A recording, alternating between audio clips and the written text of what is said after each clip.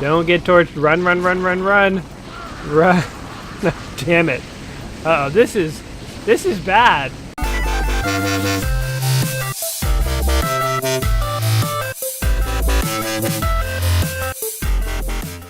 Welcome back to another episode of Let's Play 1001 Games. I'm your host, Gaming Jay, and today we are continuing our examination of Starcraft, one of the great real-time strategy games of the late 90s / early 2000s. If you're just joining us, there was a part 1 where we went ahead and played around with the Terran race. Today we're going to be exploring the Zerg. By the way, can I just say how I love the fact that when you hover over the different races, you get these like biological readouts of like the human brain and the DNA and stuff, and then the Zerg, it's like that's their brain is like their pituitary gland and some like ionized tissue groups, and the Protoss have like advanced psionic brain scans and rhythm bio neural whatever blah blah blah. It's very cool stuff. In the first video, as I already said, we explored the Terrans. We got to see kind of who they were. We met Jim Raynor. We met Sarah Kerrigan, and unfortunately we didn't see it, but unfortunately, no spoilers. This episode, by the way, is going to have spoilers for the plot, but I'm telling you right now, spoilers. Sarah Kerrigan gets betrayed by the Sons of Korhal. She gets left for dead on a planet where she lures the Zerg to wipe out the whole planet. And Jim Raynor is so disillusioned at the resolution of this that the last Terran mission is actually Jim Raynor versus Mensk fighting Terran versus Terran, and Raynor's trying to escape. And he does indeed escape. So now the Zerg, episode 2 of the trilogy, is always a dark one, guys. It's a dark time in the universe where our hero, Jim Raynor, has been betrayed. He's on the run, he's in hiding, and now we are going to give ourselves to the Swarm and become part of the Zerg. And so we're going to go ahead and hop in here on mission 3. We're going to do 3, 4, and 5, I think, for the Zerg. So in the Terran episode, we did 3 missions. We'll do 3 here in the Zerg, too. And then in the final episode, we'll check out the Protoss. Without further ado, let's see what the Zerg are all about. With the Protoss forces beaten and scattered, the Overmind has withdrawn the swarms to the remote ash world of Char. So, the Zerg are not a mindless alien race. They are actually a race that is run by a brain creature called the Overmind. He's kind of like the Queen of the Borg. So actually the Zerg, I said in the previous video, they're kind of like the Xenomorphs meet the bugs from Starship Troopers and made it and created a new race. Add into that the Borg, because the Zerg assimilate DNA of creatures they defeat and become stronger and adapt.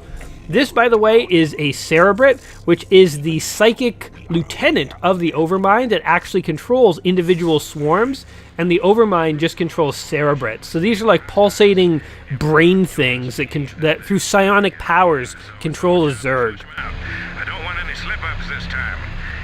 And we're listening in on some Terran communications. They're basically saying they don't want any slip-ups. The Cerebrits are planning the demise of the Terrans, though. Now, let's go ahead and hop in here. I love, by the way, the music, the atmosphere of the Zerg. It feels alive. Like the music and the sounds, it sounds organic and gross. And I like that. Here are the Mutalisks, the flying units. Here are the Hydralisks, which are kind of like the Zerg's Marines, although not quite really. And here's this weird thing called the Chrysalis that since the first Zerg mission we have been protecting. We actually stole it from Terran space, and as soon as we had it, we fled back to Zerg territory. And so this planet, as you can see, is kind of like an ash world. It's the Zerg homeworld of Char. So the Zerg evolved from these tiny little bugs to eventually become the monstrous demonic creatures that they are. They were actually intentionally evolved by another alien species called the Xel'Naga, who actually were the ones that created the Protoss as well. So, if you're interested in the backstory, obviously go ahead and play the game. It will give you far more backstory than I can give you today, but just for our purposes, it's about all you need to know. Now, the cool thing with the Zerg is that they play very different from the Terran. So the Terran are very much like a Warcraft race, where they have their command center that harvests resources, and then they have different buildings like the barracks that would train Marines, the factory that would build tanks, stuff like that.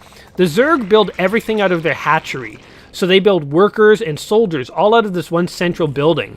Everything evolves from these larvae that spawn from this central building, and when you select a larva, the options of what it can turn into depend on what other structures you have. So I could turn it into a Zergling because I have a spawning pool. I could turn it into a Hydralisk because I have a Hydralisk den.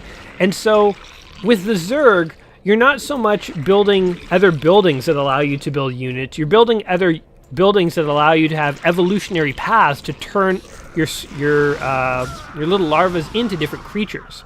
So actually, it's very common for Zergs to have multiple hatcheries, because although a hatchery can build up to 3 units at a time, it takes time for these larva guys to spawn. As you can see, I only have 2 right now. So I can build 2 units at a time, which is pretty cool. It's like if a barracks could produce 3 Marines at a time, but see, now I have 3 larvas. But if I use these up, then I can't build any workers or anything like that. So actually, what's very common for the Zerg to do is to have multiple hatcheries. And what this means is that actually the Zerg are very good at expanding, because if there was another mineral patch way over here, for Terrans it's kind of inconvenient to build another base to harvest it, but with the Zerg they need multiple hatcheries, so why not just build it over there, and now you'll be able to build multiple units. So yeah, the Zerg, they have a lot of advantages. They're really good at swarming enemy units, and that's kind of why I always like them. Now, instead of supply depots, they have overlords, which are these guys. So this is basically like a mobile farm, but he's also a detector and kind of like a scout. So these are like very multi-purpose units. But again, it uses up larvae. So once again, it's another unit you have to be worried about building out of your larvas. So they're, you know, it's cool that the Zerg are so centralized with their hatchery and they can build units so quickly. But if they didn't build units so quickly, they'd be really screwed, because they need to build everything out of their hatcheries. And their drones and stuff, by the way, they don't build buildings, they turn into them. So an SCV, if it built a Vespene gas thing, it would return after it was built. The drone that came down here to build this building, he is now this hatchery. He turned into it. The drone that went on this Vespene geyser to build it turned into it. So yeah, everything is living with the Zerg, including whatever the hell this thing is. Yeah, you can use your imagination there. But alright, so our plan here is pretty simple. I think we have quite a few workers. Let's build 3 more, and we'll send them in here to get gas. And then from then on, we're going to be focused on building... I believe we want mutalisks in this level. We want some air units to really go and dominate the skies. So we'll send our overlords out to scout. Now, if you hear the music in the background, as I've already said, the music in StarCraft is just fantastic. It really, like, it's hard to describe, but it's just like, it's elevated to a level that, you know, Warcraft 2 had amazing music too, but I think StarCraft, it's like, I always remember it as having like awesome music. If you go back and watch my part 1 video where I'm playing as the Terrans, you'll notice that the Terrans kind of have this like kind of techno hillbilly sound to like all their songs. The Zerg music, it kind of sounds like pulsating and alive and dark, and I've always really liked that. The Protoss music also sounds like ancient and alone and technological, but also mystical. Oh, the Terrans are attacking us. We can't allow this. Wipe them out. Just eliminate them like the bugs they are. To us, the humans are the bugs. But I always thought, like, just listen to this music for a second here. Like, it just sounds like dark and foreboding, but also like weirdly organic. I don't know. It's very, very cool. Very cool. I will admit, I've downloaded Star Trek songs and like put them onto CDs and stuff and listened to them in my car on drives and stuff. Like, I like the music that much. Pretty dorky to admit, but you know, it's a good thing when a game goes to the effort of not just being like fun, but it's like it tries to polish every edge. It tries to make sure that even the like music is high quality and enjoyable and interesting. Oh god, they're gonna kill the mutalisks. Okay, we gotta keep these guys alive. But these guys can be used to kill these stupid Marines. Oh man, they are... they're tiny, but they're tough. Stinking humans. Because what we want is this resource patch right here. So I'm gonna try and kill these guys. Okay, now we can grab one of our workers and we can evolve him into a hatchery. To like right there. Okay, let's get the flying guys over here to help protect. So we do want to expand fairly quickly. It's the Zerg way. The Zerg are kind of like viruses. Their whole MO is to like rapidly spread throughout the universe. We want mutalisks, so we need a spire, which I'm building out of this guy right here. If I had more patience, I would have made him return his minerals before he morphed, because those minerals are now lost, but whatever. It's all for the cause. It's all for the cause. Alright. So the Mutalisks are not super strong, but in large numbers they can overwhelm. Because what's interesting about flying units in this game is look how tightly you can pack them. So you pack them up like this, and they all attack at once, and they do so much damage, they just decimate anything they hit. If I had like 20 Mutalisks, I could pack them up on the same tiny little spot, they would do 20 times the damage. For a Hydralisk, if I had 20 of them, they'd be bunched up all over here. Only the first few would be able to fire if a guy came up this way. So the flying units actually have like a weird advantage in Starcraft, where they can actually sometimes be way more deadly. And that's kind of what I'm going to bank on here. So we're gonna do this. Build a whole bunch of... So this is how rapidly, too, Zerg can take over an expansion. So this has just come up. If I were Terran, I have to spend some time pumping SCVs out of this. But watch this. I just got all my hatcheries working towards building drones. I'm gonna have a huge wave of drones coming in very shortly. I just want to keep the camera here so we can, like, see them all coming. Here they come. Look at this. Look at this. Like, instantly, this base is, like, up and running. It took no time at all. And we want gas more than anything, so get your ass on gas. Now, we're going to go ahead and upgrade this. And we're going to build a bunch of overlords. So we can build 3 farms at a time. We could build 6 at a time if we want. We're going to go ahead and do that because... why not? Okay. Let's wipe these guys out. Make sure none of them get too close to the chrysalis. So the Terrans are kind of poking in, trying to see what they can do. Not going to be much, I'll tell you. Oh, they're wiping out some of our drones. You jerks. Jeez, can you guys protect the drones? Those guys did way more damage than they should have been allowed to. I am severely disappointed in all of you. All you drones and Hydralisks.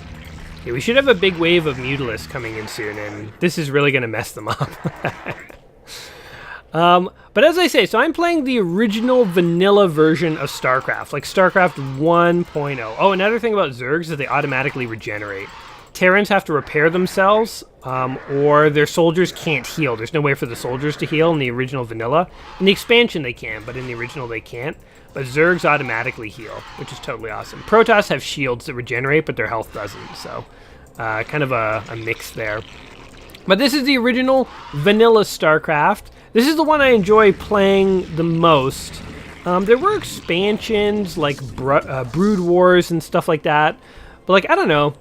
I kind of feel like this is the version of StarCraft I played the most. I played a patched version because Blizzard released all these balance patches over the years. To play online, you had to install these balance patches. But I didn't play Brood Wars as much. Like, I played it a bit when it came out, but, I mean, Brood Wars added a bunch of new units and a bunch of new strategies and stuff, and, like, it was fine, but it's, like, it was just not my favorite thing. I don't know, like, do you guys ever find that where, like, kind of the first version of a game that you ever play, sometimes you, like, really like it, and you kind of, like, don't care for updates and expansions as much? I feel like I'm really like that. Like, I will fully admit, I kind of, like, am not a huge expansion kind of guy. I just don't really like it. Oh, look at this Doom fleet of Mutalisks. This would be scary, man. We're gonna wipe out the Terrans wherever they may be. But yeah, I guess I'm kind of just like a sucker for whatever version of the game I kind of get used to originally. Here, watch this.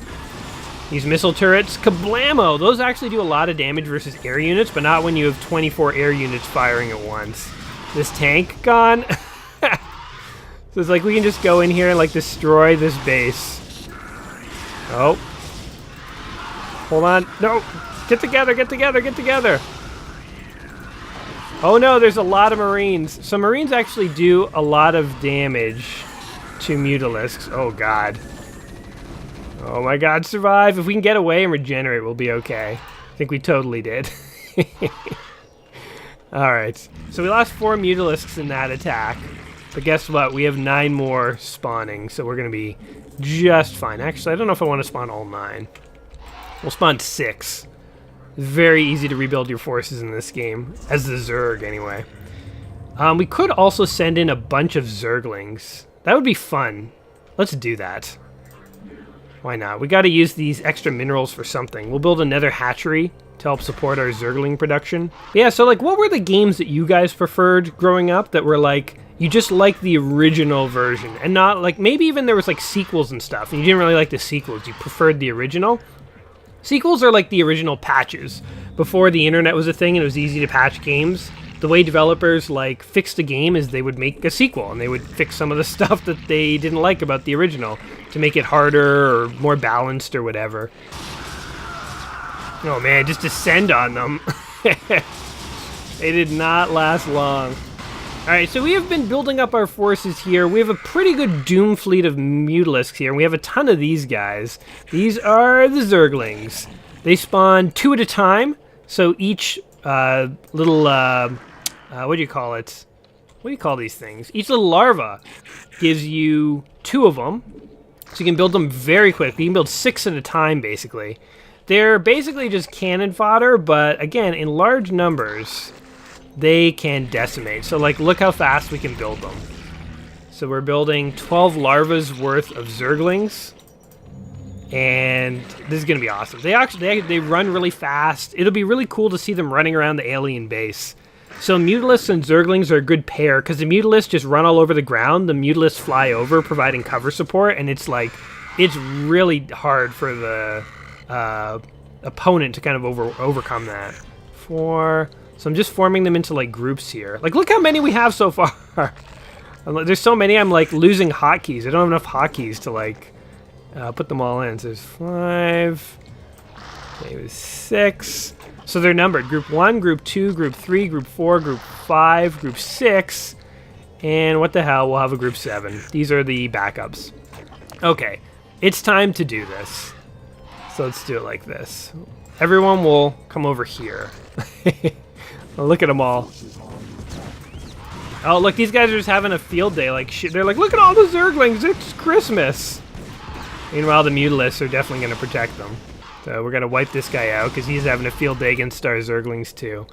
All right, so what we're going to do is destroy this, this, and this. And then we're going to run all of our Zerglings in and let the party begin. So here they go. It's a fiesta of Zerg. This is basically what the Zerg should have done to me in level 3 when I was a Terran. Is try and like overwhelm me like this. I think we've lost most of our Zerglings. We have actually lost most of our Mutalisks too. Oh god. Oh, this attack went terrible. Uh-oh. I guess that's what happens when you just, A move and expect to win. A move, you just press A and move all. And you're just like, yeah, I'm just going to win. I don't have to worry about controlling my forces. Guess I got a little cocky there. So that attack went terrible. Hey, look at this guy. Just hanging out over here. Let's wipe him out. Boom. There we go. 3 Hydralisks took out a tank. Okay, so these guys, we have to go into Mutalisk reproduction mode here. That guy bit off more than he could chew, I'll tell you that. Yeah. Alright, well, this mission is taking a little longer than expected, but whatever, it's fun to play as a Zerg. Were there any games, by the way, that you guys really enjoyed the music from? I mean, definitely like old school Nintendo games. I remember like humming tunes. Like I would like hum the Mario song to myself when I walked to school, or like, there was like different. I'm trying to think of like what are games where like I really knew the music as a kid. I guess I really like Lemmings. Lemmings had all that like classical music, and I really loved listening to kind of all those songs. Of course, again, Starcraft, but that was when I was a little older. Starcraft was kind of like high school. I remember the first time I ever played Starcraft, I was at one of those like internet cafes where you could like pay by the hour to use a computer. It was a friend's birthday, and for his birthday, he wanted a bunch of us to go and basically have a LAN party at this place. We're going with all the Mutalisks we can this time, by the way. We're not messing around. We're going to wipe these guys out, and we're actually going to use strategy, and we're not going to let our Mutalisks get separated, and this is for real this time. So here we go. Let's bring them all into one big group. But yeah, I was at this sort of like internet cafe thing where you like pay by the hour. And I remember I'd never played Starcraft before. I was really into Command and Conquer, but people wanted to play Starcraft. So I was like, well, whatever, I guess I'll play. Like, what is this game? And, oh, 1, 2, 3, everyone fall back. What we're going to do is wait until the stim packs wear off, because look how weak they're getting. They're just stimming themselves. So once the stim packs wear off, we'll come back in. So there's 3. Gonna build some more Mutalisks here while we're waiting.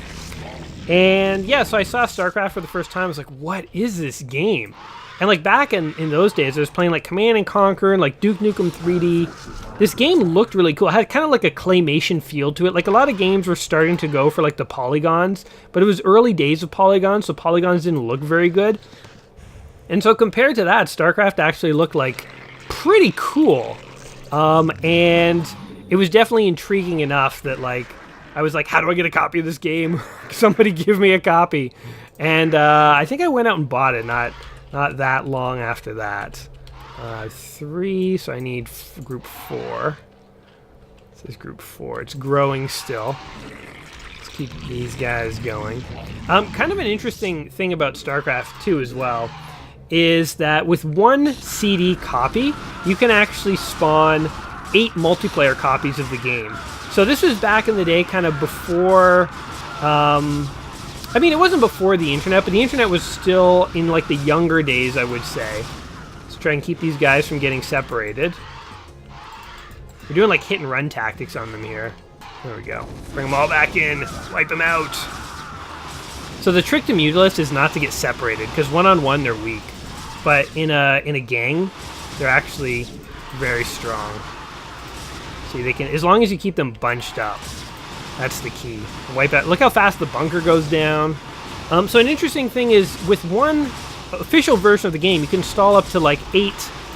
They call them spawn versions, and a spawn version would allow you to basically play multiplayer matches with your friends. It's actually super cool. Like if one person owned the game, you could have like a whole LAN party, invite everyone over, and just give them all a copy for that night and all play. Although another interesting thing about StarCraft is that you didn't need a product key to install it. So there was technically a product key that you had to insert to play the game, but the way the product key was designed, it was kind of weird. So the product key was 13 digits, and the first 12 digits were like random numbers basically, and the 13th digit verified the random numbers. So basically whatever the 12 digits were, they would add up to something, and that would be the 13th digit. And Blizzard didn't really put much effort into making the product key too sophisticated. So basically, if you had a StarCraft CD and you didn't know the product key, you could enter whatever 12 digits you wanted for the bulk of the key, and then the last digit, you just change it until it accepted the product key. So you try random numbers and letters until it accepted it. And that's all you had to do to hack the product key for StarCraft here. So it's cool that they gave you the spawn versions of it, but it's actually remarkably easy to pirate. Anyway, we've just gone ahead and wiped out the evil Terrans. Of course, all this piracy talk, by the way, is a moot point anyway, because the really awesome thing about StarCraft's 20th anniversary is that the game is freaking free now. So if you don't have this game, you can go and download for free the HD version of this game right now. So I don't know what you're waiting for. Why are you still watching this? Go do it. Go do it right now. Just pause the video. Go get the game. I'll still be here when you get back. I can wait for you guys. Don't worry. I feel like I just need to be an ambassador for StarCraft, because it is so much fun. It's such a great strategy game, even after all these years. Even with the like quirky pathfinding and stuff that we dealt with in the first mission. Oh, here we go. Here's a cutscene. We haven't seen too many of these. I'll actually let this one play out. Man, the Zerg just looks so freaking alien. Like, they truly feel like an alien race. Like, I don't know what's happening. Are they dreaming? Is this like Hydralisks in their spare time? They just like scream into space in like floaty weird space. What are we looking through? The eyes of like a Cerebret? Or are we looking through the eyes of like an Overlord or something? Like these weird spacefaring bugs. So freakish. So freakish and so neat. It's like literally the things of nightmares. You know what? If bugs could actually be our size, they'd be terrifying. Ooh, and what was that? Perhaps a foreshadow of things to come?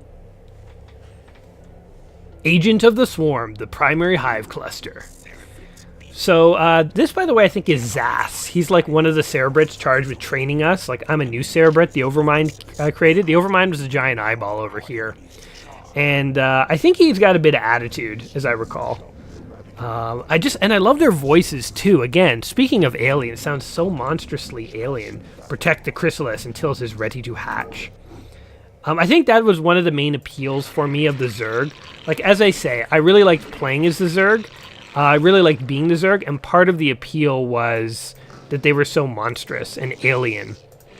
I also like the idea of swarming your enemies. Oh, what is this? All crews stay frosty and keep your eyes peeled for our target. It's Jim Raynor! Stay frosty. That's what I should have said at the end of the last video when I was signing off, and I couldn't have thought of anything normal to say. What did I say? Get weird with it or something? It's close to get frosty, I guess. But, okay, so Jim Raynor is on the hunt for bugs. But the question is, why did he come? Something drew him to this planet. I'm going to go ahead and wipe this out because I don't want this here. I want to build a hatchery here. And this is in my way. It's like when when your arm is getting in your way, you just saw it off. That's basically the equivalent. Because that was a living part of the Zerg. And I just straight up cannibalized it. Because it was in my way. I guess when I was a Terran, though, I executed one of my own men. So it's similar. That was only one creature. That weird pulsating building was only like one thing. These, by the way, are queens. So they have the ability to attach parasites to other creatures. So if I can... So here's what we can do. We can attach a parasite to that dropship. And now we'll be able to see whatever the dropship sees. So that's actually super convenient because we can see when the enemies are planning on like dropping troops on us. And where they're coming from and stuff like that. See if we can find something else to parasite. Just while our base is building up. Oh. There's people who are attacking me. I guess I should stop that. Let's do it this way. There we go. Kill this guy too. In the wrong part of town, Bob. I think we just killed the dropship that we literally just cast the parasite on, so... That's actually kind of annoying. But, okay, we're going to go here. We need to first start building up our resources, and as soon as we can, we're going to build a hatchery. Even that, like, narrator, like, we require more minerals, is something that's, like, burned into my brain.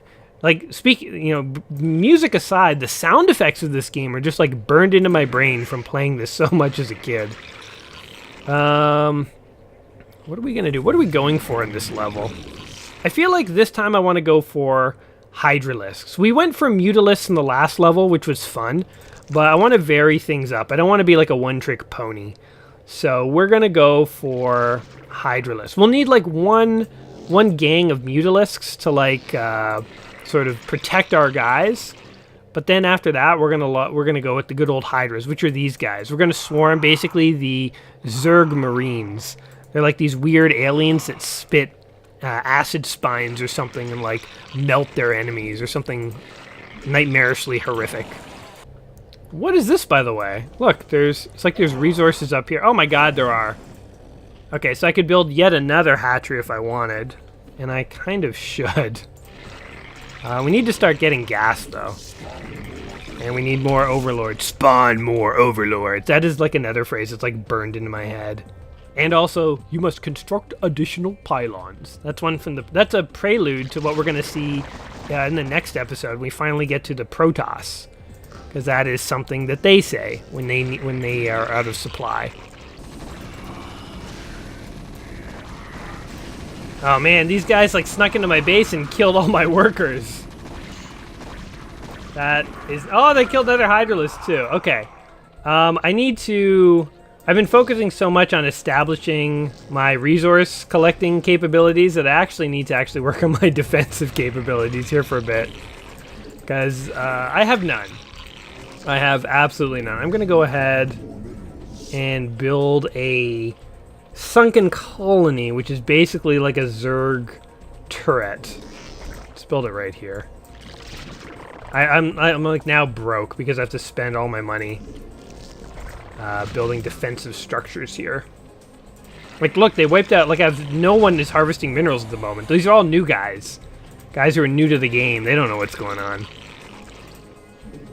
I have lots of mineral harvesting capabilities, lots of opportunities to do it, but I don't have a lot of dudes to do it.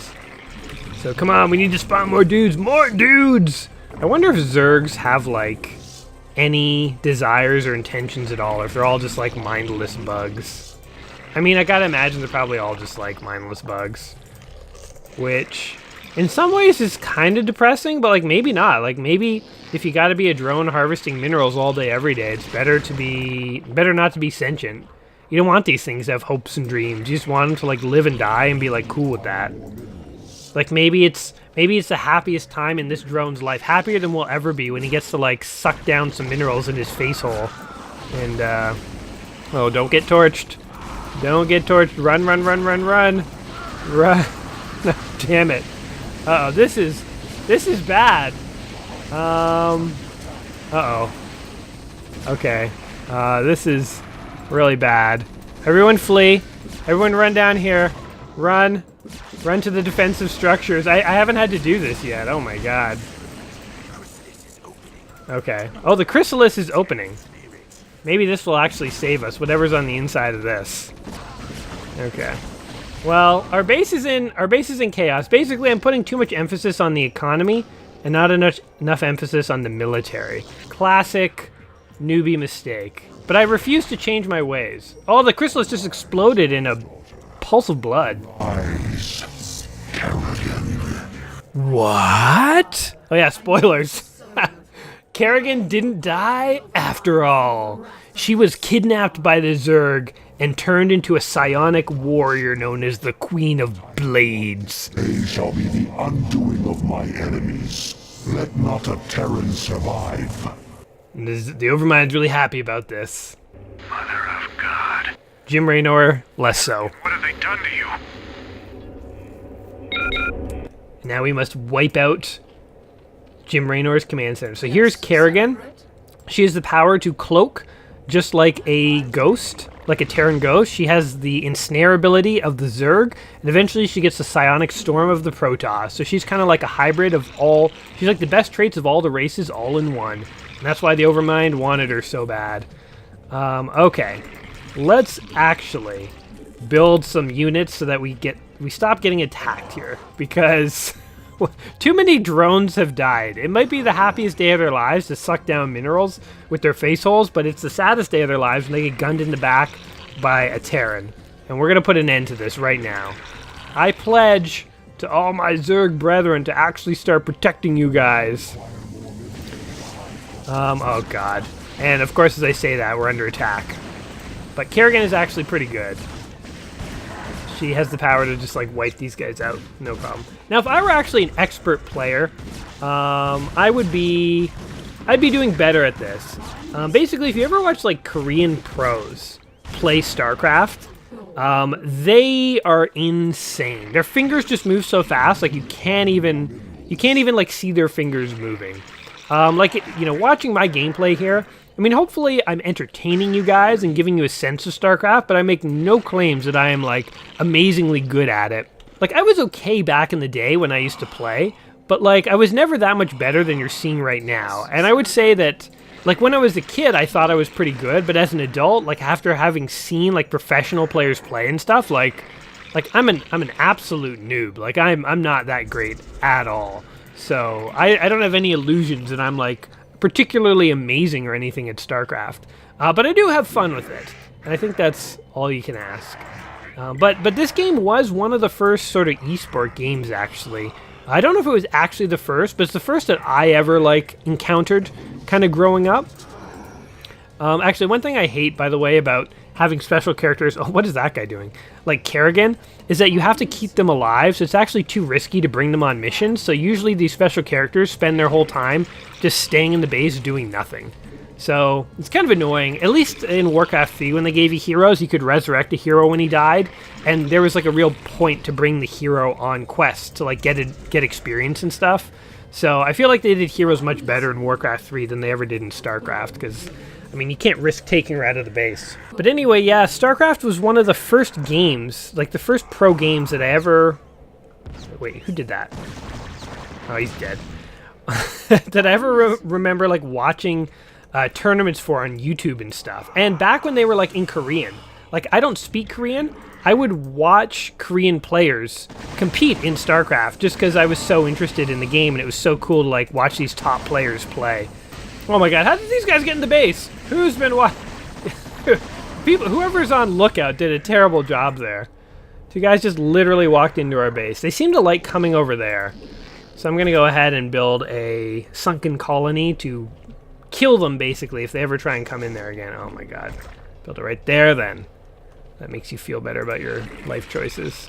At the moment, I'm evolving my overlords so that they'll be able to carry around my troops. So they also act as troop transports, if you can believe it.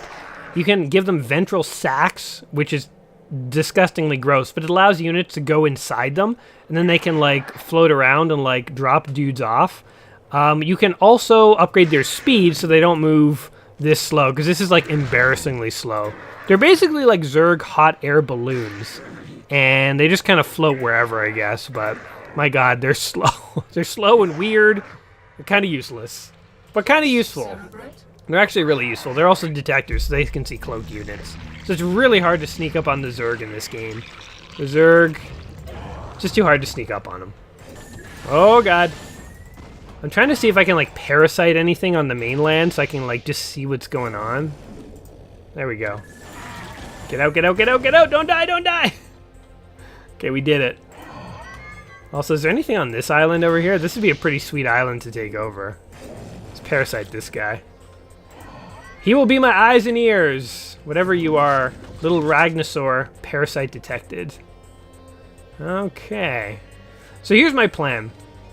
Let's, we'll build up some Mutalisks to take out this and this missile base, and then we'll just land all our Hydralisks here and work our way in, slaughtering everyone.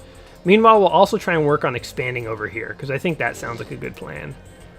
So why don't you go ahead in there, and why don't you go ahead and unload right over there, and that'll be your guys' top secret mission. Meanwhile, let's upgrade the speed. Let's go ahead and get a Spire so we can build Mutalisks, and I guess we need more Overlords. So yeah, did you guys ever watch, like, those Korean professional tournaments of StarCraft on YouTube or anything like that? I mean, still to this day, StarCraft is huge in Korea. I mean, it's another world over there, man. Like, Korea is crazy. Like, they have televised StarCraft matches. I think now they play more StarCraft 2 than StarCraft 1, but I'm pretty sure there's still a big StarCraft 1 community. And, like, televised to the point where, like, the StarCraft 2... Oh, what was happening over there? I guess the situation resolved itself. More people attended the StarCraft 2 finals, I think it was 2005 or 15 or something, than attended the Super Bowl, which is nuts. And, like, in Korea, the military started up their own professional StarCraft team because they had one of the world's... Korea's top players in the army at the time, and they basically wanted to let him play StarCraft and get publicity and stuff like that. I mean, I imagine they wanted the publicity and stuff like that. We're gonna have to clear out the wildlife here so we can build our hatchery. Get out of the way or I'll kill you. I'll spit on you to death. There we go. He got the message. We didn't actually have to kill him. But the Korean military started up a StarCraft tournament or team. I'm trying to think of what else. There was, like, more stuff that happened in Korea. Bigger than the Super Bowl. Oh, I know that professional Korean athletes look up to StarCraft 2 players as their heroes. Like soccer athletes in Korea who've played in, like, the World Cup. Their personal heroes are, like, StarCraft 2 players. Like, imagine that in North America. That's, like, unheard of. I feel like in North America, there's still the perception that video games are kind of, like, for kids, and they're kind of, like, you know... I mean, it's not as bad as it used to be, but it's, like, video games are still kind of, like... You know, you tell someone you play video games who's sort of from an older generation, they're like, oh, like, aren't those baby toys? You know, like, it's just sort of not viewed with the same level of, like, acceptance, I guess I would say, as something like sports is. Like, sports is considered real, and sometimes you get the sense that video games are not. But, you know, again, if you were in Korea, it'd be like a different story. Uh-oh. Uh-oh. I thought that guy was going to drop troops off on me. I guess I should be protecting this. Maybe let's send our Mutalists. Maybe this will be base Muta, where the Mutalists congregate before they get sent off to attack the Terrans. So we're just going to go ahead. They're going to pump out drones here. And, alright. Kerrigan is just overseeing everything. She's too precious to me to send into combat. I guess I could cloak her, but they have a lot of, like, technology. So an annoying thing is if you bring her on the fight, she dies somewhere over here, you just lose the mission instantly. So I'm not even going to bother trying to bring her. We're going to keep building these guys. Okay, we have a group of Mutalisks, which I think could take out the missile towers. And let's get 3 more Hydralisks, so we have a full gang. And then we'll go ahead and we'll do this. What's the point in waiting? If this is a terrible disaster where we all die, we're going to all die together. At least. Maybe I'll send the Mutalisks in first, just to sort of... Or no, because then if troops come over here to try and defend, I might have to fight through it to get the Overlord slant. No, let's just do it. Okay, here we go. Strike Force 1. It's going to take out that missile turret and flee. See if we can do this. We did it. We fled. No casualties. Perfect. Oh, perfect. That went better than expected for once. Okay, so I have my 3 groups of Mutalisks, or Hydralisks here. I have my Mutalisks. So now I need my Overlords. They're going to come over here. It was always a pain in the butt to, like, load up a bunch of Overlords with your different units. We're going to keep pumping out Hydralisks to, like, defend our colonies here, because we don't want any sneak attacks from the Terrans while we're off destroying them. Okay, all the Overlords have sucked up the Hydralisks. You can select any Overlord, and there's like 4 Hydralisks in it. Boy, that must be one full Overlord.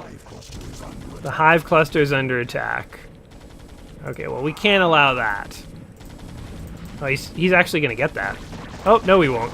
The nice thing about the Zerg building is it will regenerate over time. So we can just leave it like that. Build some more Hydralisks for defense. I feel like 6 Hydralisks is pretty good to defend against most things. Okay. So, here.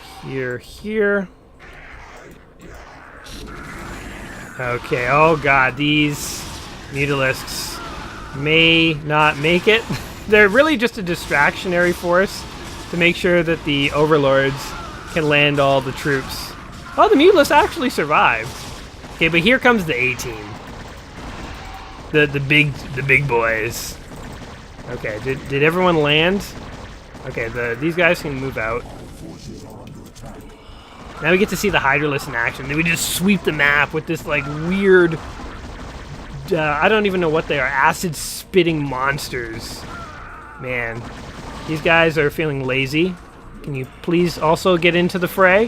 What I would like out of all the Hydralisks is just 110%. If all you weird monsters could just go ahead... Give 110%. Oh, good thing I had the Hydralisks there. They were trying to do a sneak attack behind me. But I'm too smart for them. I think like them. I would have tried a similar sneak attack. I imagine the humans are ringing the alarm bells now like, oh god, somebody landed like 1 billion Hydralisks in the back of our base. Guys, I think this is bad. I think we're in a lot of trouble. Poor Raynar's in there, like, terrified, pooping in his boots. And, boom, we got it. Sarah, is that really you? To an extent. I'm far more than I once was, Jim. They Borged her. They assimilated her. She's Locutus of Zerg. You were still alive, that somehow you were calling to me. I was. While I was in the Chrysalis, I instinctively reached out to you and Arcturus telepathically. Huh. Apparently, Arcturus sent Duke here to reclaim me. But that was then, Jim. I'm one of the Zerg now, and I like what I am. She likes being a monster. And Jim is very disappointed. All right, we passed the mission.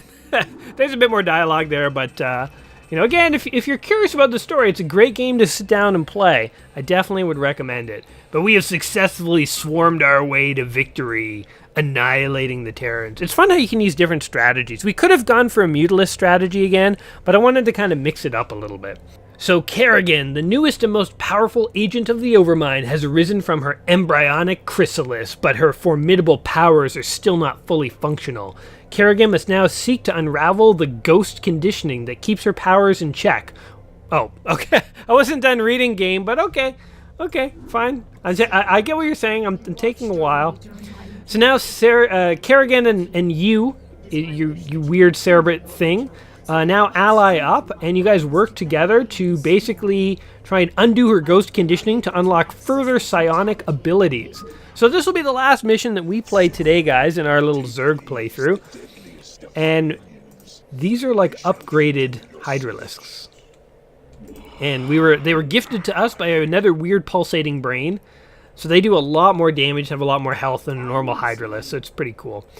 So once again, just like in the Terran missions, there are Zerg missions where you have to kind of go through these like installations, and it's more like kind of an RPG kind of level. There's no base building, there's no resources, nothing like that. And I always really enjoyed these parts of the game because, again, they mix it up in kind of a fun way. And it's fun now to be the Zerg. Look, the Zerg have slaughtered different Marines. Look at, it's like a bloodbath here. Again, the like graphics and stuff like this were always so cool. Oh, God. There's a ghost over there, and he might kill us all. Let's see if I can stealth and kill him. He can't see me. He's like, huh. Well, I guess that resolves that. No aliens here. Oh, God. Oh. He exploded into a billion parts. All right. So I'm going to try and keep my Zerglings alive. The Overmind may not care about an individual Zergling, but I do. I'm the kind of Queen of Blades that... Oh, God. No, run, Zerglings. Run. Kill. Ugh, we're totally losing these Zerglings, aren't we? 4 of 6 have survived. That's pretty good. Gotta imagine the lifespan of a Zergling is typically not that long. So, let's see what happens over here. We're gonna go in here, whatever this thing is. Security cameras. What do we got? Supercomputer. Is that it? Hey look, civilians. These guys get it from both ends. Like the Terrans are killing them. The Queen of Blades is killing them. Just like everyone's killing these guys. Also, that one guy was like, run for help, and he like did not run anywhere. Oh yeah, here we go. Kill you from above. Now, people would use these characters like Infested Kerrigan to be heroes in RPGs that they would make for this game online, because you could cloak and ensnare and have like psionic storms. So oftentimes when you would play these like use map setting games that allowed you to basically play out an RPG in Starcraft, they would use these special characters to sort of take full advantage and give you lots of like neat abilities. It's pretty cool, you know. I mean, like that whole idea was like carried forward in Warcraft 3, where basically in Warcraft 3 heroes actually could level up and stuff like that. But in Starcraft, what they would do is they would have buildings way off to the edge of the map, and as you killed guys, you would earn minerals, and you could go to these buildings and like upgrade your attacks and stuff like that. So it's sort of like a hacked way of slowly increasing your attacks as the more enemies you killed. So it's sort of like a primitive experience point system, and it was very ingenious, I always thought, like because your guy would get more and more powerful as you work your way kind of through these levels. Oh, look at all these civilians are gonna get it, man. It's gonna be a bloodbath. We're just gonna slaughter them one at a time. We have lost all of our Zerglings, by the way. They did not, despite my best efforts, we could not keep them alive. These guys just explode, though. Ugh. It's so satisfying, though, to watch them just explode.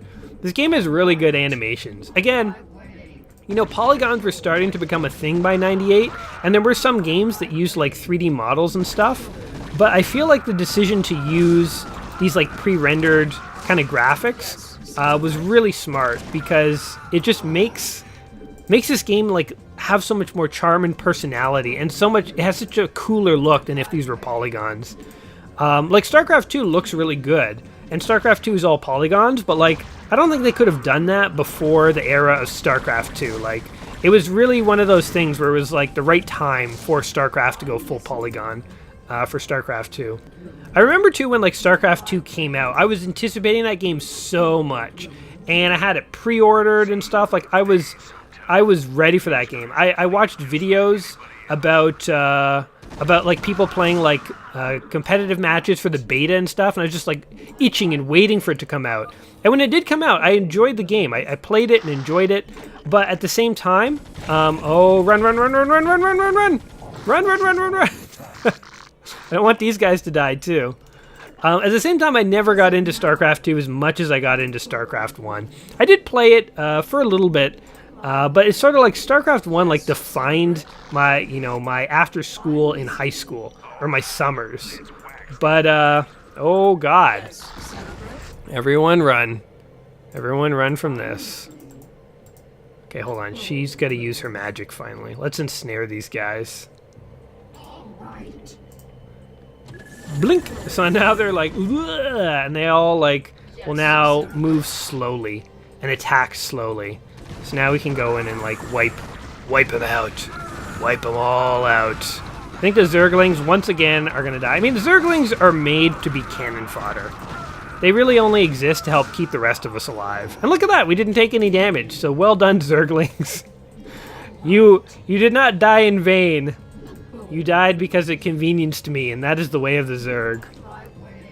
StarCraft 2, though, it was really well done. Like, I think that's a really good game. I just did not play it as much. It was just a game that it wasn't because of the game, but it was more just sort of where I was in my life. I didn't have enough time to, like, get into games the way I used to. And I mean, if you think about it, like, I'm sure none of us play games as much as we did when we were kids. I mean, maybe that's just me. But, like, when I was a kid, it's like my whole life revolved around video games. It's all I would do. Like, I didn't have a job. The only thing me and my friends did together was play video games. Like, it was just, like, games. Into high school, it was kind of similar. Into university, it started to fade off. And definitely, like, by the time I was done university... Oh, they trapped me! They trapped me, you jerks! Uh-oh. That's not cool. It was totally a trap, and Kerrigan fell for it. Oh, my God. Ensnare these guys. Kill this thing. So now they can't see me. There we go. This is awesome. This is like the Predator time. Predators just ripping their spines out one by one.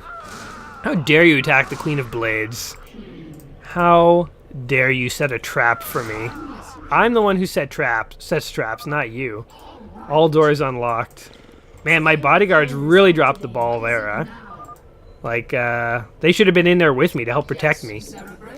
Okay, she can uncloak now. Decloak, I guess I should say. But yeah, man, I remember those glory days of gaming. It was just like, you come home after school, what'd you do? You gamed. You gamed some more. It was nothing but gaming. Nowadays, like, you got responsibilities and, like, a job and stuff like that. I don't know. I definitely don't get into games the same way I used to when I was younger. I wonder if that's why people always have like a really strong affinity for the games they grew up with. Maybe it's not necessarily because those are the best games, but those are the games that they had the time to get into the most. And like modern games, they just don't have the time to get into in the same way. I mean, I imagine that's gotta somewhat contribute. Oh God, get away. Don't want my Hydralisk to die. I imagine it's got to be some of it, because certainly we don't all have the time to game like we did when we were young. But anyway, I think we fought our way through this mission pretty easily. It's like, I don't know, there were Zerglings with us at one point. Definitely not anymore. They did not make it on this perilous journey. This is not a journey for Zerglings, I don't think. Those guys were never meant for, like, long combat operations. Zerglings are really kind of like a one-and-done kind of thing. Oh, what's happening over here? Look at all these guys. You guys were shooting at us before, weren't you? Now we have our revenge. Man, Kerrigan just tears them apart. Alright, so we gotta go down this way. Oh yeah, and there we go. I think we must have skipped. There must have been a spot where we could get more guys. So in these missions, you can like beeline it towards the exit if you want. But if you do, you will skip chances to like add reinforcements. So we've definitely skipped a chance because we could add more guys, but it's not really necessary for us. One unit that we have not seen yet, which is you only see much later in the Zerg campaign, is the Ultralisk, which is the biggest, toughest melee unit in the game. Oh my god, they are gonna kill her. Okay.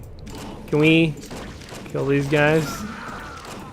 Okay, there we go. We killed a couple of them. Gotta just like lure them away and kill them one at a time. Okay, this actually worked out. I was gonna go back for reinforcements for a sec, but anyway, the Zerg often have like weak and cheap units, but they also have one of the strongest units in the game, which is the Ultralisk, which is a massive melee unit that's like stronger than any tank. It's almost up there with the battle cruiser. It's actually pretty cool, but you only see it in the much later levels, so we weren't going to see it in this little playthrough here. But I always thought that was cool that the Zerg had the toughest melee unit in addition to the weakest, which are the Zerglings. Anyway, we got the thing, and we passed the thing! We are the masters of things! We have beat 3 missions of the Zerg today, and I feel like that kind of does it for our examination of the Zerg side. I mean, we could continue to go here and play, and I definitely recommend that anyone who's interested in StarCraft should check it out. I've said it multiple times as I've played, both last time in my previous video and today, but this is just a great game. We're not going to complete the Zerg campaign, obviously, but spoilers, the Zerg end up invading the Protoss homeworld, and that's actually where we're going to pick up the game in our final part of our 3-part StarCraft special, our 20th anniversary special, because it's the 20th year since StarCraft was released. This is a 20-year-old game. Oh my god. Oh, when you say it aloud, it makes me feel so old. Oh, I played this in high school. Oh my god, 20 years. 20 years. Time has withered my once youthful looks, guys. I'm an old man. My god. But anyway, what do you guys think of StarCraft? Have you been enjoying the videos so far? I gotta imagine if you've watched them this far, you have been enjoying it. So if you have, go ahead, like the video, subscribe to the channel, share this video, because it is the season for StarCraft, with the 20th anniversary being here right now. We get to watch these Marines planting a nuke on an infested science station. These cutscenes always kind of reminded me of the Sigourney Weaver Aliens kind of movie franchise. A bit of Duke Nukem in there, like that looks like Space Duke Nukem. Just sort of a product of the 90s, you know?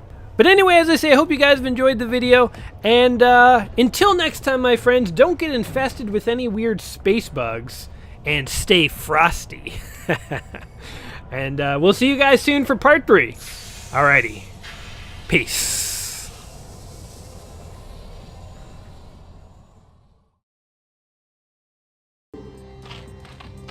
I'm listening. Yes, Cerebret? What is it now? You begin to annoy me, Cerebret. But don't think that I need you. Man. Should you become a nuisance, She got mean. I'll kill you myself. Yikes.